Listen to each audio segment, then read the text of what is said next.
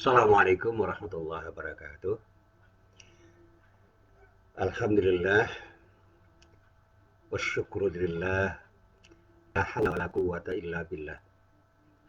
Asyhadu an la ilaha illallah wahdahu la syarikalah wa asyhadu anna Muhammadan abduhu wa rasuluh. Allahumma shalli wa sallim ala nabiyyina Muhammad wa ala alihi wa sahbihi wa man wala. Amma ba'd. Para jamaah yang dirahmati Allah, sekali lagi mari kita ucapkan bersama-sama tahmid, ucapan hamdalah yang merupakan wujud ucapan yang intinya itu adalah bersyukur pada Allah Subhanahu wa taala. Ya, secara lisan kita ucapkan dan mudah-mudahan itu menjadi sikap dan perilaku kita. Karena hidup dengan bersyukur itu adanya enak dan enak sekali. Enak lah, enak banget. Syukuri saja semua yang ada. Nah, itu kata orang banyak yang mulai memahami arti penting sikap syukur. Termasuk ini yang selalu saya sampaikan pada siapapun yang berinteraksi dengan saya, kita syukuri semua kenikmatan Allah, sekecil apapun kita syukuri. Itu yang membuat kita nyaman, membuat kita enak, membuat kita tenang, membuat kita damai. Dan ketika kita ingin meraih sesuatu dan belum kita raih, mari kita bersabar untuk tetap punya upaya untuk meraihnya dengan cara yang terbaik. Dan bermohon kepada Allah, mudah-mudahan Allah memberikan yang terbaik untuk kita, sehingga kita akan bisa mendapatkan yang terbaik dari Allah, dan semua yang kita peroleh insya Allah akan mendapatkan ridho dari Allah Subhanahu wa Ta'ala. Ini yang selalu saya sampaikan, ini jadi sesuatu yang seringkali saya tekankan, bahwa hidup ini menjadi enak dan nyaman ketika kita mampu bersyukur dan bersabar. Dan pada saatnya kita cukupkan semua yang diberikan oleh Allah itu dengan sikap kita, sehingga kita menjadi orang yang tidak pernah ngoyo di dalam hidup, dalam arti kita itu selalu melakukan sesuatu dengan tindakan yang boleh jadi terlalu berlebihan. Karena berlebihan ya bisa saja membuat kita itu tidak nyaman. Kita bisa sakit karenanya, dan bahkan bukan hanya sakit secara fisik, hati kita pun sakit sebagai akibat dari sesuatu yang belum kita peroleh, padahal kita sudah merasa telah berbuat sesuatu yang terbaik untuk memperoleh sesuatu yang kita harapkan. Ya, baik, kita coba untuk kita pahami secara tepat bagaimana kita hidup ini dengan Islam yang telah kita pegang, yang telah kita peluk, yang telah kita yakini, dan selama ini kita coba untuk kita amalkan di dalam kehidupan kita. Nah, di dalam tadabbur Al-Quran pagi hari ini saya ingin mengutip sebuah ayat yang terdapat di dalam surah Al-Baqarah, yang nanti kelengkapannya harus dilengkapi dengan ayat berikutnya, yaitu pada surah Al-Baqarah ayat 208. Dan biasanya orang membaca ayat ini dicukupkan dengan hanya membaca ayat ini, padahal kalau kita mau melengkapi sebenarnya bisa kita lanjutkan pada ayat berikutnya, itu pada ayat 209. Nah, baik, saya baca dulu ayatnya. A'udzubillahi minasyaitonirrajim.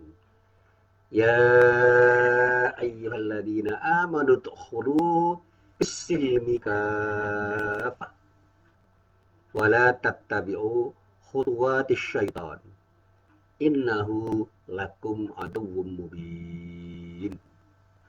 Lalu ayat selanjutnya dikatakan di dalam ayat ini, fa'in zalaltum min ba'di ma ja'atkumul bayyinatu fa'alamu annallaha azizun hakim. Yang terjemahnya kurang lebih seperti ini. Ya, ini terjemahan agak sedikit santai saja, sedikit bebas, meskipun ya, tidak seenaknya. Di dalam ayat ini ada nida, ada seruan, ada panggilan. Ya ayyuhalladzina amanu. Wahai semua orang yang telah beriman. Jadi orang-orang yang sudah beriman itu semua dipanggil oleh Allah Subhanahu wa Ta'ala. Untuk apa? Panggilannya apa? Udkhulu fis-silmi kafah. Masuklah kamu semua ke dalam Islam secara keseluruhan. Yang menarik ini. Masuklah kamu ke dalam Islam secara keseluruhan. Jadi ibaratnya kita itu harus total di dalam berislam. Jadi dalam bahasa sederhana, jangan setengah-setengah, jangan separuh-separuh, jangan sedikit Islam atau sebagian Islam dan sebagian yang lain tidak berislam. Di dalam kata asil itu adalah keberislaman kita itu ditantang oleh Allah. Sudah sepenuhnya atau masih separuh-separuh, setengah-setengah atau sebagian-sebagian. Bahkan sekecil apapun kita keluar dari Islam itu sudah dianggap tidak menaati perintah Allah ini. Padahal di dalam hidup ini keberislaman kita ini kan ditantang oleh Allah. Mampu atau tidak, berani atau tidak, mau atau tidak kita berislam secara total. Pagi kemarin saya masuk ke kantor. Ada pertanyaan begini, Pak, kok ada istilah Tuhan yang palsu itu apa, Pak? Nah, itu istilah yang dipopulerkan saja. Yang di dalam kajian tauhid disebut al-alihah al-masyhurah. Tuhan-Tuhan yang masyhur, yang terkenal. Yang kita kenal dengan singkatan 3T. T itu bisa dibolak-balik itu. Tahta, harta, dan wanita. Secara simpel begini. Orang itu sering terkesima dengan tahta. Tahta itu jabatan, kedudukan. Kedudukan yang menjanjikan, kedudukan yang bisa dibanggakan. Apapun kedudukan itu, apalagi kedudukan yang bisa menghasilkan sesuatu yang secara duniawi itu menyenangkan. Ini yang dulu pernah saya sampaikan.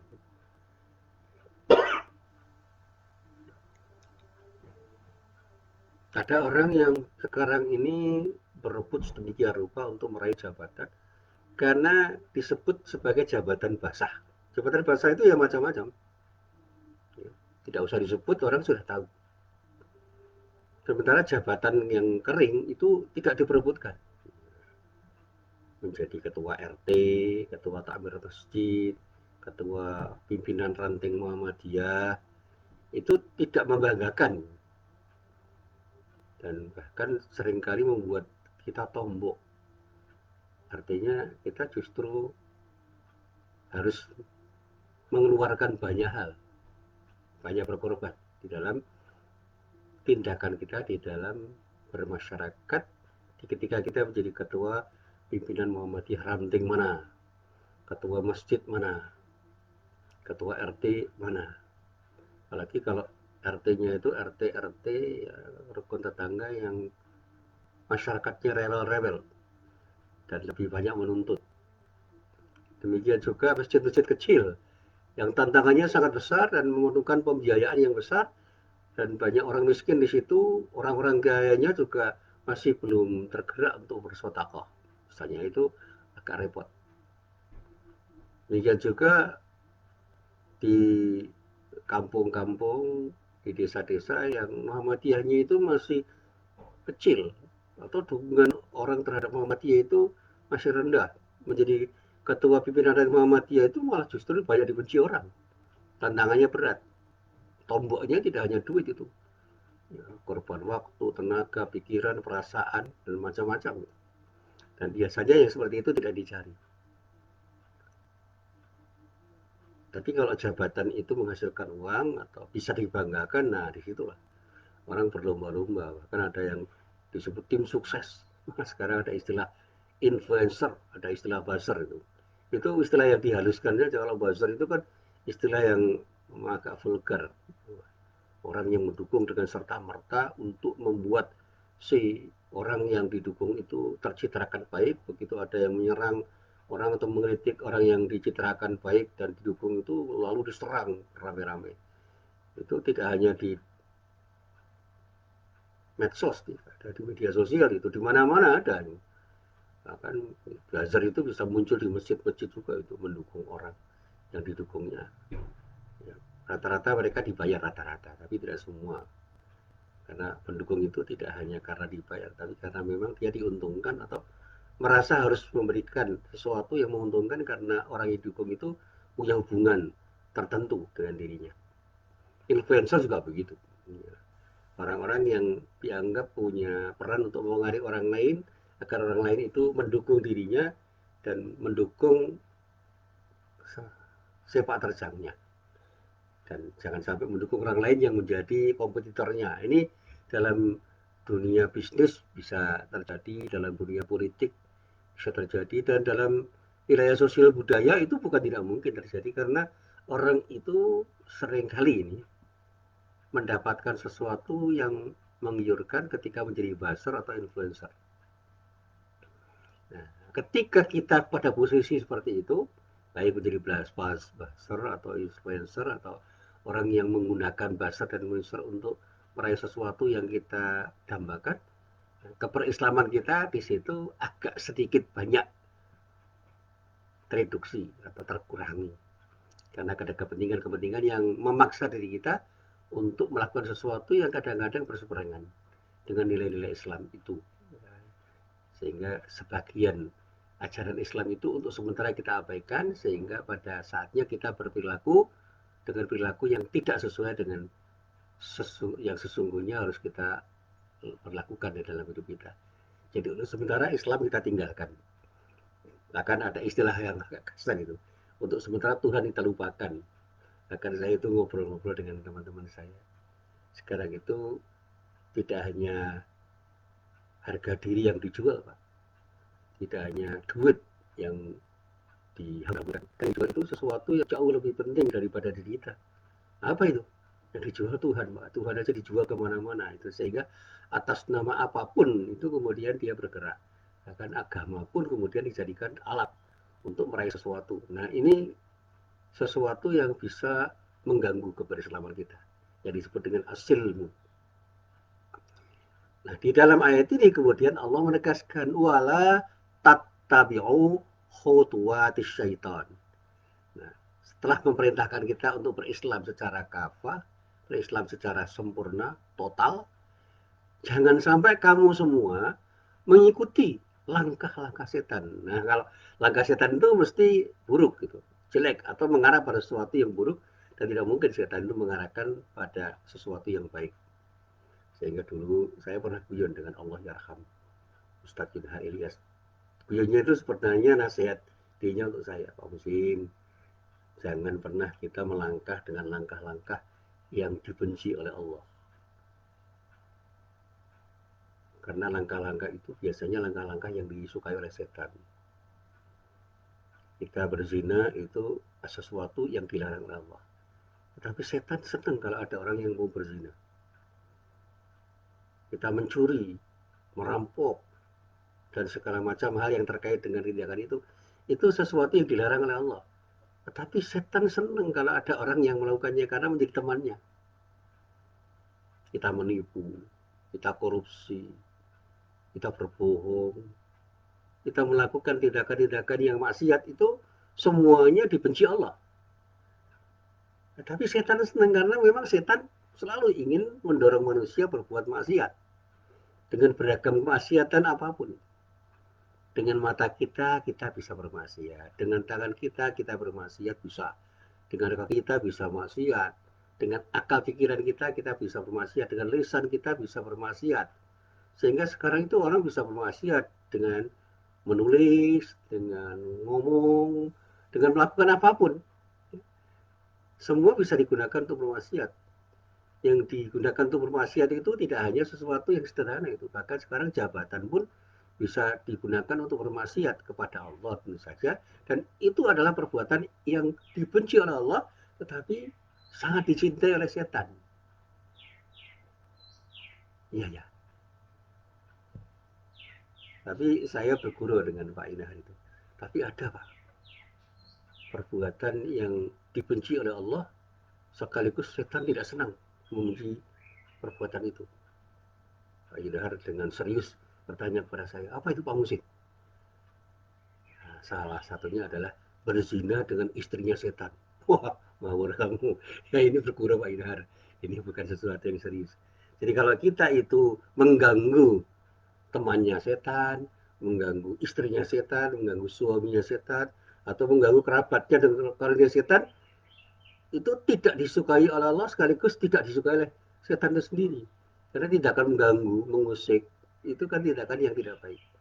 Apalagi kalau mengganggunya dengan cara mendolimi, dengan cara apapun, memfitnah teman-temannya setan, nah itu tidak disukai oleh Allah dan tidak disukai oleh setan. Nah makanya lakukan perbuatan yang baik sebaik mungkin menurut apa yang telah diajarkan oleh Allah dan Rasulnya ketika kita merujuk pada kitab Allah, Al-Quran dan As-Sunnah di dalam hadis tadi kan kita bisa merujuk dengan baik kalau kita itu punya keinginan yang baik dan punya sesuatu yang memiliki kekuatan untuk mengerjakannya. Nah sekali lagi, wala tattabi'u khutuwati syaitan itu menurut saya setelah saya baca kitab-kitab tafsir itu larangan yang tegas itu. Jangan sampai sekecil apapun kita itu yang ikuti langkah-langkah setan. Jadi setan itu nggak usah kita taati. Jangan kita berbondong-bondong mengikuti langkah-langkah setan. Berbondong-bondong itu ya pokoknya secara masif. Nah, kalau saya bahkan mengatakan tidak secara masif pun jangan.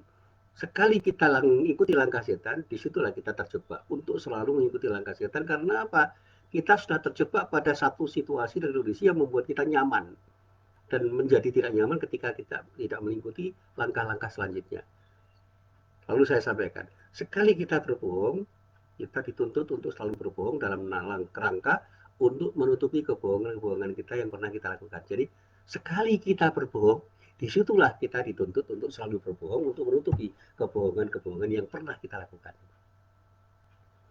Dan bahkan saya ketika di UNY, di instansi di mana saya bekerja, saya sampaikan hati-hati terhadap godaan setan, godaan yang bisa berasal dari sesuatu yang sementara ini kita hadapi setiap hari, duit misalnya. Itu bisa jadi berhala loh, duit. Karena duit kita bisa bermaksiat. Kalau laki-laki jangan suka melirik istri orang lain atau orang lain yang bukan istrinya, yang bukan mahramnya, itu bisa menggoda. Dan begitu tergoda bablas itu. Kadang-kadang ada yang berceloteh, loh tidak mesti Pak kita tergoda. Buktinya Nabi Yusuf sudah berada di kamar beserta orang yang cantik, wanita yang cantik, dia masih bisa membangun ketakwaan dengan menghindar dari wanita itu. Yaitu cerita yang penuh ibroh, itu cerita cerita yang bisa kita jadikan sebagai pelajaran. Nabi Yusuf menghindar itu karena Allah melindungi. Coba kalau Allah tidak melindungi ya itu Nabi Yusuf itu. Yusuf zaman dulu yang punya predikat sebagai nabi. Kalau Yusuf zaman sekarang belum tentu bisa bablas betul gitu. Ya artinya mereka jangan ya juga ya. Iya, jangan main-main.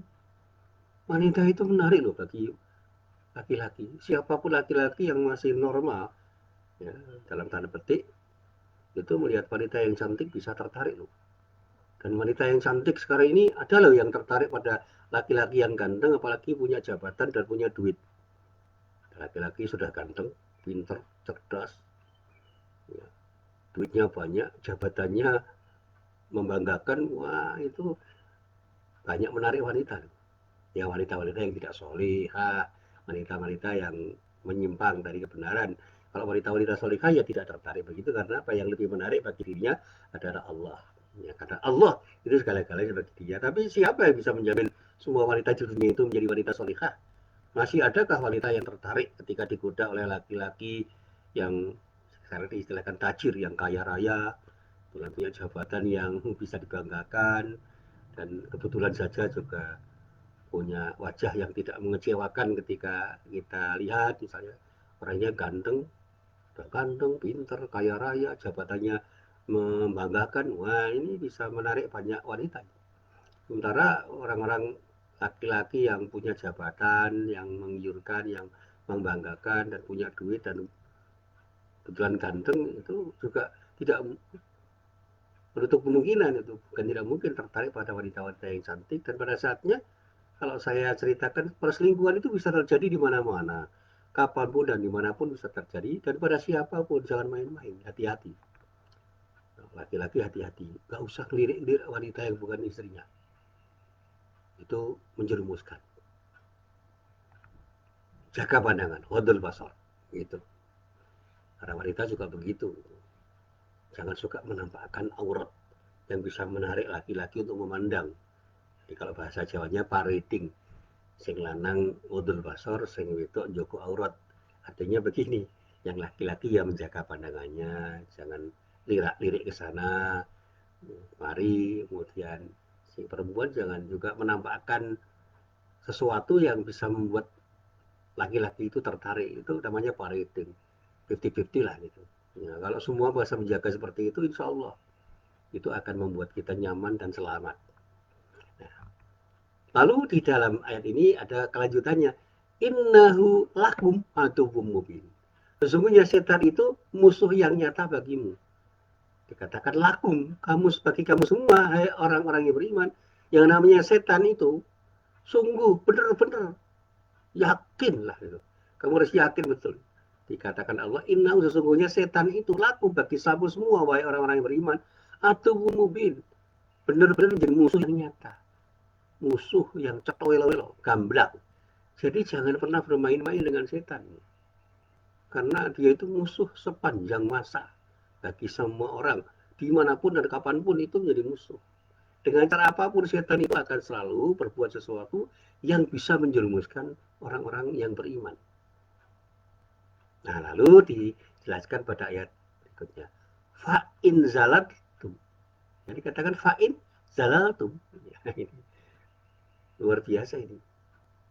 Tetapi, nah, jika kamu menyimpang dari mana?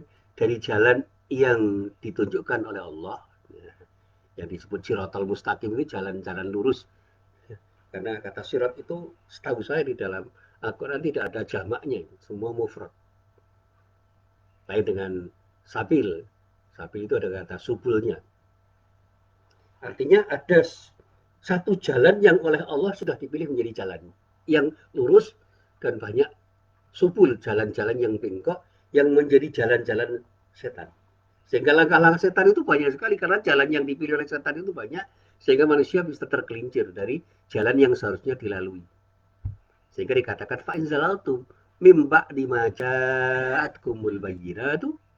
Tetapi jika kamu menyimpang dari jalan Allah sesudah datang kepadamu bukti-bukti kebenaran, artinya ketika kita sudah tahu mana yang benar, mana yang salah, dan kita harus punya komitmen untuk selalu berjalan di jalan yang benar itu, fa'alamu, ketahuilah olehmu, annallaha azizun hakim. Sesungguhnya Allah itu aziz dan hakim. Aziz itu maha perkasa dan lagi maha bijaksana. Itu kata para ulama tafsir. Itu rangkaian kata yang ada di dalam Al-Quran yang menunjukkan betapa kita itu diingatkan. Kalau soal keperkasaan jangan main-main. Allah itu perkasa. Maha perkasa dia. Seperkasa apapun makhluk Allah itu tidak akan mengalahkan keperkasaan Allah. Tetapi dia juga hakim, bijaksana. Orang perkasa tapi tidak seenaknya berbuat sesuatu dengan keperkasaan, itu namanya Azizul Hakim. Nah, Allah disebut Azizul Hakim. Dengan kemahaperkasaannya itu Allah selalu bersikap, bertindak bijak. Sehingga apa yang dilakukan oleh Allah itu selalu ada dalam koridor kebijakan yang betul-betul proporsional. Untuk siapapun, kapanpun, dan dimanapun. Dan Allah tidak akan bisa dihalangi oleh siapapun. Jadi kalau kita itu menyimpang dari jalan kebenaran, melakukan tindakan maksiat, jangan main-main. Allah siap untuk memberikan adab pada kita dengan seadil-adilnya.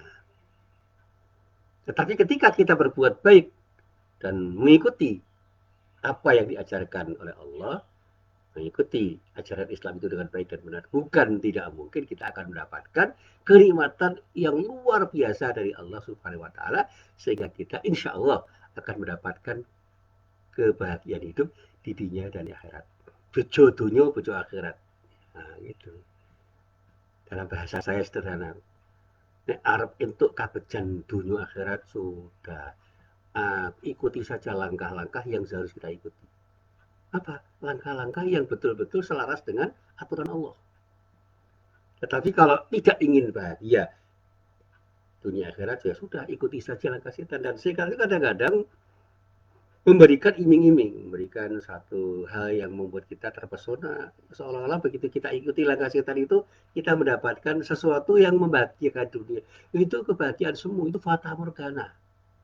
Itu bukan kebahagiaan yang sesungguhnya. Kelihatannya membahagiakan, tetapi pada saatnya menyesalkan. Coba, orang korupsi itu bahagia nggak? Bahagia ketika mendapatkan hasil korupsinya. Saat itu, tetapi dia khawatir kalau ketahuan. Kalau ketahuan bisa jadi nanti dia akan masuk penjara.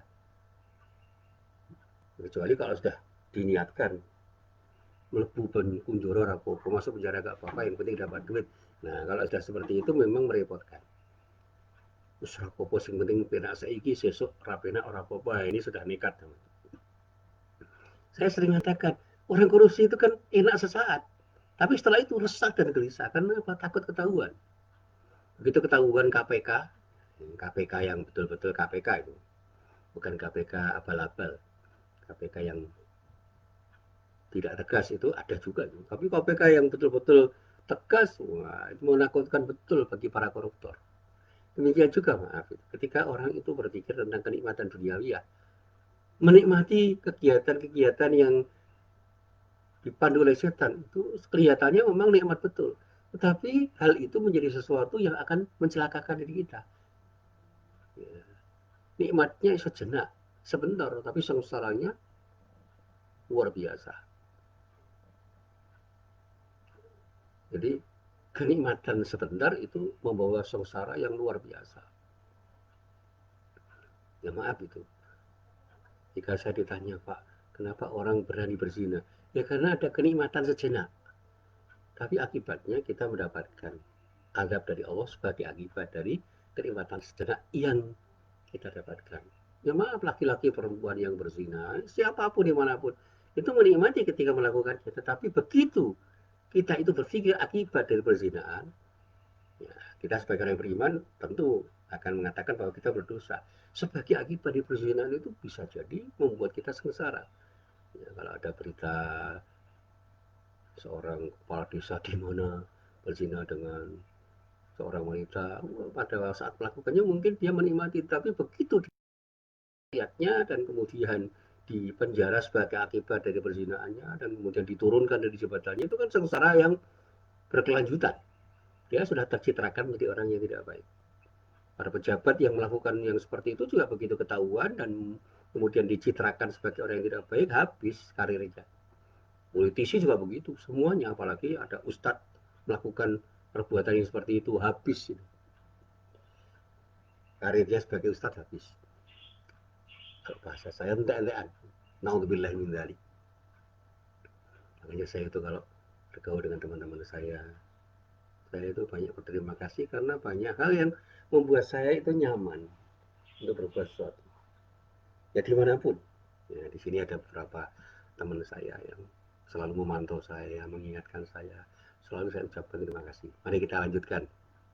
Nah, di dalam ayat ini ada seruan dan khitabnya, panggilannya itu tertuju kepada orang-orang yang beriman. Yang harus didengar, harus diperhatikan. Untuk apa? Untuk dipahami, diyakini, dan dilaksanakan. Kalau ada perintah untuk berislam secara kafah, secara sempurna, secara keseluruhan, secara total, ya lakukan. Kalau ada larangan jangan sampai ikuti langkah setan, ya sudah, jauhi segala hal yang terkait dengan langkah-langkah setan yang buruk itu. Sehingga Abdullah bin Abbas radhiyallahu anhu, kemudian Mujahid, Abu Aliyah, Qatadah, Ad-Dhahhak, dan ulama-ulama yang lain memaknai apa yang diperintahkan Allah itu artinya kerjakan semua amal soleh yang diperintahkan Allah, larangannya tinggalkan. Segala macam jenis kebajikan kerjakan. Segala macam bentuk kemaksiatan, keburukan, dan segala hal yang tidak baik tinggalkan tanpa kecuali. Kalau kita kaji di dalam kitab tafsir, salah satu yang saya kutip itu tafsir Ibnu Katsir. Ada juz 1 halaman 569, di samping juga ada di dalam tafsir As-Sa'di, tafsir yang judulnya Taisirul Karim Ar-Rahman di tafsir Kalam Al-Manan. Itu pada halaman 84, mirip-mirip aja itu. Ibnu Katsir misalnya mengatakan, Maksud dari firman Allah ini adalah Allah memerintahkan kepada para hambanya yang beriman kepadanya dan membenarkan para rasulnya supaya mereka kuat berpegang teguh, bersikap istiqomah dengan seluruh ajaran Allah yang telah disyariatkan Allah di dalam Al-Quran dan mengikuti Rasulullah ketika Rasul itu memandu kita untuk beramal soleh selaras dengan perintah Allah dan meninggalkan semua larangan Allah seperti juga ketika Rasul memberi contoh bagaimana meninggalkan larangan Allah itu. Aplikasikan semuanya itu. Semua perintahnya kerjakan, semua larangannya tinggalkan. Sesuai dengan kemampuan kita masing-masing yang kita optimalkan. Nah, orang yang beriman diperintahkan untuk melakukan semua hal yang baik dan meninggalkan yang buruk. Nah, ketika kita itu mencoba untuk melakukan yang seperti itu, itulah yang disebut sebagai upaya untuk membangun ketakwaan. Dan siapapun yang ingin membangun ketakwaan dengan cara taat pada Allah, melaksanakan perintah Allah dan meninggalkan Allah, sebenarnya dia itu telah melakukan tindakan untuk menuju kebahagiaan hidup dirinya di dunia dan di akhirat. Jadi ketakwaan itu akan muncul sebagai akibat dari sikap istighfar kita untuk membangun kesalehan dengan iman yang tumbuh di dalam diri kita. Dan segala macam hal kemaksiatan kita jauhi. Dan kita harus jujur pada diri kita untuk selalu ingin berbuat baik dan berjalan lurus. Ikut yang hak, tinggalkan yang batil. Hadapi semua tipu daya setan itu dengan segala macam cara, sehingga apapun yang dibujukkan oleh setan untuk kita lakukan, seluruhnya kita tolak. Jadi bisikan setan itu kita tolak. Karena di dalam surat Al-Baqarah ayat 169, Allah mengingatkan, innama ya'murukum bisu'i wal fahsya'i wa an taqulu 'alallahi ma la ta'lamun. Sesungguhnya setan itu hanya menyuruh kamu berbuat jahat dan keji dan mengatakan terhadap Allah apa yang tidak kamu ketahui. Nah, kan di dalam surat Fatir ayat 6 dikasihkan lagi, inna syaitana lakum aduun. Sesungguhnya setan itu bagi kamu itu musuh. Fattakhiruhu aduwa. Sudah, jadikan dia sebagai musuh. Innama yat'u hizbahu liyakunu min ashabis sa'ir.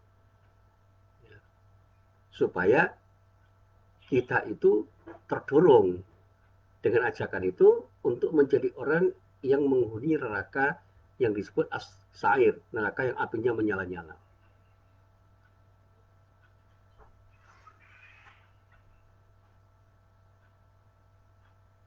Baik, kita teruskan dulu ya.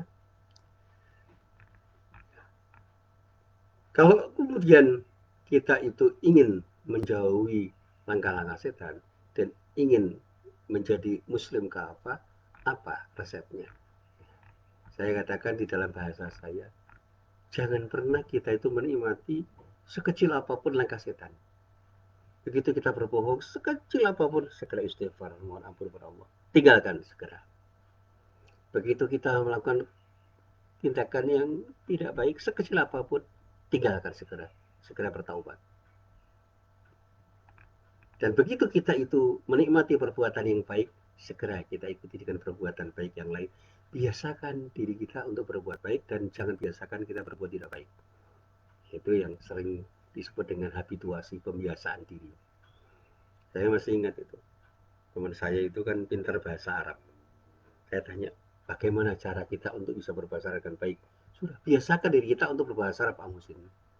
Biasakan ngomong dengan bahasa Arab, biasakan dengar orang ngomong bahasa Arab, biasakan membaca tulisan Arab, buku-buku berbahasa Arab, koran berbahasa Arab, artikel berbahasa Arab, dan biasakan menulis dengan bahasa Arab. Setiap hari, setiap saat, biasakan itu. Insya Allah kita akan menikmati dan pada saatnya kita akan bisa berbahasa Arab dengan nyaman. Karena bahasa itu soal kebiasaan. Language is habit. Nah, kalau nasihat teman saya yang bisa bahasa Arab, pintar bahasa Arab begitu, bahasa Inggris pun juga begitu. Bahasa yang lain juga begitu. Saya itu pernah iseng-iseng belajar bahasa Perancis. Ya tidak lama. Ya ketika kita biasa mendengarkan orang berbahasa Perancis, ngomong bahasa Perancis, kemudian sedikit berlatih untuk ngomong dengan bahasa Prancis, membaca tulisan berbahasa Prancis dan menulis dengan bahasa Prancis itu ya ada sesuatu yang bisa kita lakukan dengan bahasa Prancis itu. Cuma kemudian saya berhenti karena tidak telaten. Bahasa Prancis itu sulit, rumit. Dan kita tidak tertantang untuk bisa karena apa? Tidak ada tantangan untuk menggunakan bahasa Prancis dalam kehidupan saya sehari-hari. Saya juga tidak banyak berinteraksi dengan orang Prancis, tidak banyak berinteraksi dengan tulisan-tulisan berbahasa Prancis, sehingga untuk membaca dan ngomong itu ya tidak tertarik. Sehingga sekarang sudah lupa. Tapi berbahasa Inggris dan berbahasa Inggris dan berbahasa yang lain seperti bahasa Arab itu menjadi tantangan karena setiap hari saya tertantang untuk tahu. Ini mas setiap hari saya ketemu dengan orang-orang yang berbahasa Inggris di asrama, di Unires, di UMI itu tertantang untuk bisa ngomong. Dan begitu saya ngomong satu kata-kata, dua kata-kata, ya lama-lama terbiasa dan nyaman. Jadi mengucapkan good morning, good evening, ya, goodbye, itu menjadi sesuatu yang enak. How are you itu menjadi enak. Kalau itu kita lanjutkan ya tidak hanya how are you dan say hello saja, tapi juga menjadi pembicaraan yang menarik. Berbahasa juga begitu. Ya, assalamualaikum sama sobahul khair. Kemudian pertanyaan-pertanyaan yang terkait dengan kepentingan kita untuk berbahasa Arab itu menjadi sesuatu yang kita nikmati karena kita terbiasa.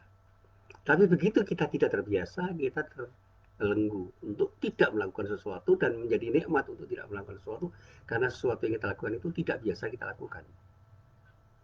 Nah, endingnya mari kita coba untuk membiasakan diri berbuat baik dan menikmati perbuatan baik itu dari waktu ke waktu. Dan jangan biasakan kita berbuat tidak baik sekecil apapun supaya kita tidak menikmati perbuatan yang tidak baik. Abu Bakar misalnya pernah menasihati untuk dirinya begini, aku khawatir akan menjadi orang yang menyimpang kalau aku tinggalkan sesuatu dari petunjuk Rasulullah SAW. Artinya begitu saya itu tinggalkan petunjuk dari Rasulullah, aku akan menjadi orang yang menyimpang. Sehingga dia itu peduli sekali untuk selalu berbuat sesuatu seperti apa yang telah diajarkan oleh Rasulullah. Dan pada saatnya, saya juga memberi nasihat pada diri saya. Ketika kita itu diperintah oleh Allah, apapun perintah Allah, lakukan. Jangan pernah mengatakan tidak. Jangan mengatakan ini saya sukai atau tidak. Suka atau tidak suka, lakukan. Itu yang membuat kita menikmati.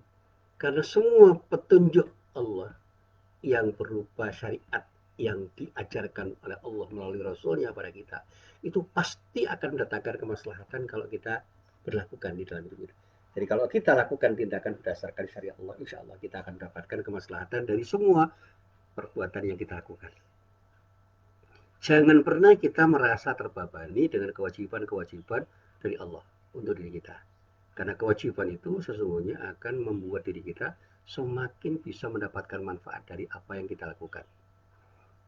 Jadi Allah tidak punya kepentingan untuk disembah, kita yang punya kepentingan untuk menyembah Allah. Jadi ketika kita sembah Allah itu berarti kita telah melakukan tindakan untuk kebaikan kita sendiri. Jadi kalau kita itu berbuat baik, akhirnya perbuatan baik itu akan kembali menjadi sesuatu yang baik untuk diri kita. In ahsantum ahsantum bi anfusikum. Ini firman Allah yang membuat kita itu harus yakin. Kalau kita berbuat baik, rahurung, akhirnya akibatnya semuanya akan kembali menjadi kebaikan untuk kita sendiri. Wa in asatum falah itu artinya kalau kita berbuat tidak baik, akhirnya kita mendapatkan dampak buruk dari perbuatan tidak baik yang kita lakukan. Takutlah terhadap Allah bukan karena kita ingin menjauh dari Allah, tetapi kita itu betul-betul takut karena ta'zim. Itu yang namanya khasyah. Sekaligus kita itu khawatir jangan-jangan Allah akan memberikan azab pada diri kita karena kita melanggar larangan-larangan Allah. Lalu kemudian ada roja, ada harapan.